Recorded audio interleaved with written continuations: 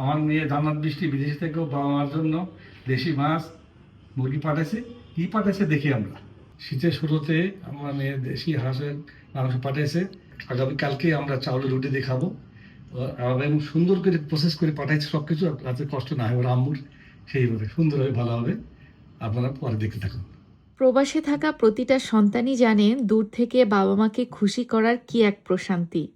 আমার বাবার মুখের এই হাসিটা তো যেন কোটি টাকা দিয়েও পাওয়া যাবে না। বাবা মা থেকে যেহেতু অনেক অনেক দূরে থাকি প্রবাসে, তাই চাইলেও বাবা মাকে সবসময় নিজের হাতে কোনো কিছু করে খাওয়াবো এটা সম্ভব হয় না।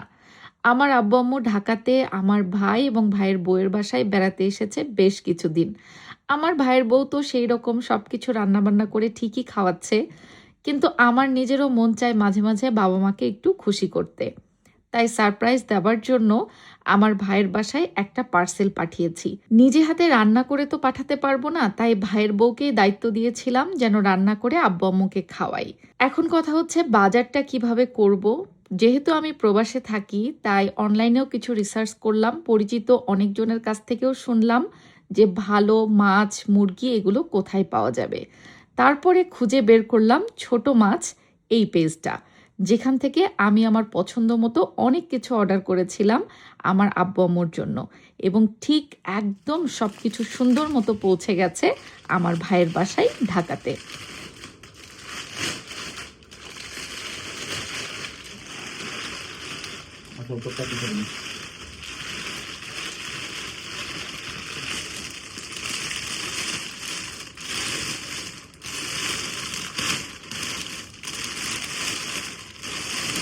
এটা খুব সুন্দর হয়েছে একদম।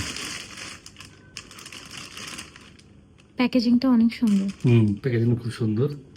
কাঁচা মাছ মাংস যে এত সুন্দর প্রসেস করে আমাদের বাংলাদেশেও এরকম একটা সুন্দর সার্ভিস দেওয়া যায়, ছোট মাছ থেকে অর্ডার না করলে আমি বুঝতাম না।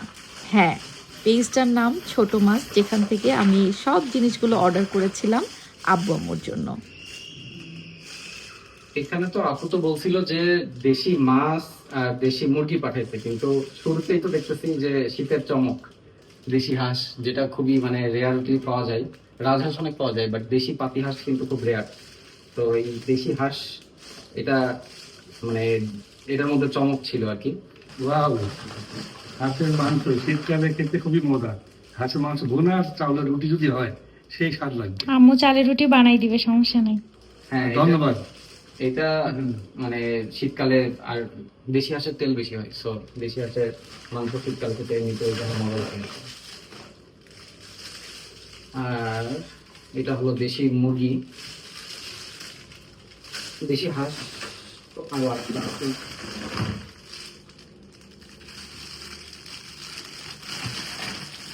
অনেকগুলো বক্স। এটা দেশি মুরগি, অন্য হলো এগুলো আলাদা।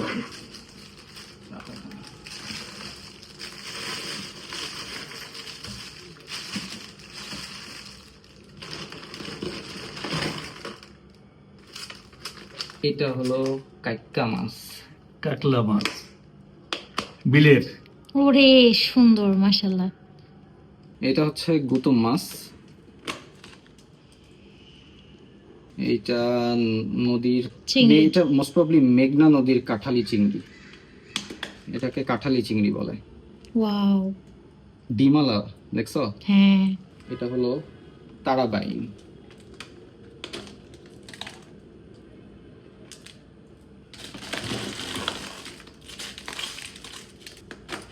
এই যে সেই শীতের চমক দেশি হাঁস। দেশি হাঁসে নাকি তেল বেশি থাকে, তো তেল দেখাই যাচ্ছে। অনেক সুন্দর করে হয়েছে, ওয়াশ হ্যাঁ। করছে। আর ওনারা প্রসেস করেই দিছে। আমি যতটুকু দেখে বুঝতেছি যে এগুলো সব প্রসেসড মাছগুলো, সো রেডি টু কুক। এগুলা রেডি করে দেওয়া যাতে ডিরেক্ট এরকম ভাবে নিয়েই রান্নায় বসানো যায়। এটা শিং মাছ, অনেক সুন্দর করে পরিষ্কার করছে। হ্যাঁ ওই যে ইউজুয়ালি শিং মাছে কিন্তু হ্যাঁ, হ্যাঁ, শ্যাওলা হ্যাঁ। টাইপের কালচে টাইপের থাকে, কালচা টাইপের থাকে। কালচে বর্ণটা পুরো একদম উঠিয়ে দিয়েছে। দেখছো আপু তোমাদের কত ভালোবাসে। এইটা হলো বড় এইটা হলো কাচকি মাছ। কাচকি মাছ। এই মাছের চচ্চড়ি সেরা। আর মাছগুলো দেখতে কিন্তু অনেক চকচকা, মানে ফ্রেশ। ফ্রেশ মাছ একদম। হ্যাঁ, কিছু থাকে না গলে যায় মাছ, হ্যাঁ, কাঁচকি মাছ হ্যাঁ। কিন্তু অনেকটা গলে যায় কারণ ছোট এটা।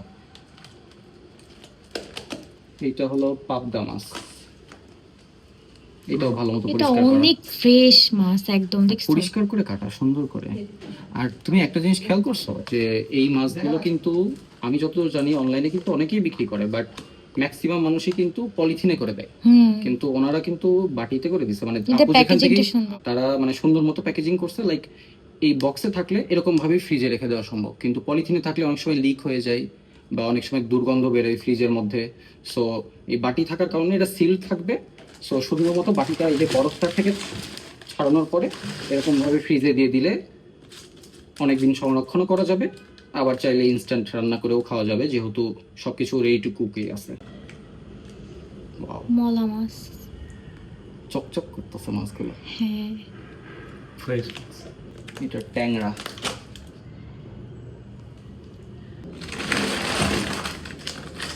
এটা আপুর আর আমার দুজনেই পছন্দ, হয়তো ওই জন্যই অর্ডার করছে, আই ডোন্ট নো। মগজের খাটাখাট করে খাইতাম আমি আর আপু, আপুর রেসিপি মেনলি এটা। সাথে মুড়ি। এটা খাসির মগজ আই গেস, সো কারণ একটু ছোট সাইজে। এটা শোল মাছ। এটা লাউ দিয়ে রান্না করে খেতে অনেক মজা লাগবে।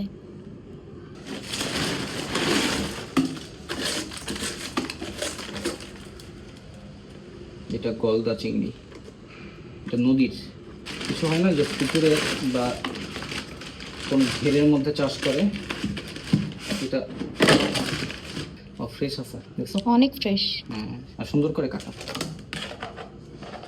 নদী এবং হাওরের বিভিন্ন ধরনের ছোট বড় মাছ, সেই সাথে দেশি হাঁস মুরগি সবকিছু মিলিয়ে প্রায় 20-22 রকমের আইটেম অর্ডার করেছিলাম।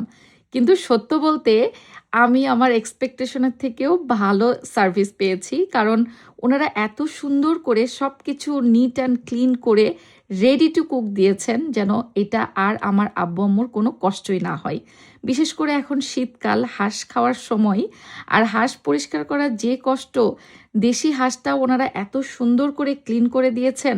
আর ছোট মাছ তো 500 গ্রাম থেকেও অর্ডার করা যায়, বড় মাছের ভাগা 1-1.5 কেজি করে নেওয়া যায়, আমি সেইভাবেই ভাগা নিয়েছিলাম।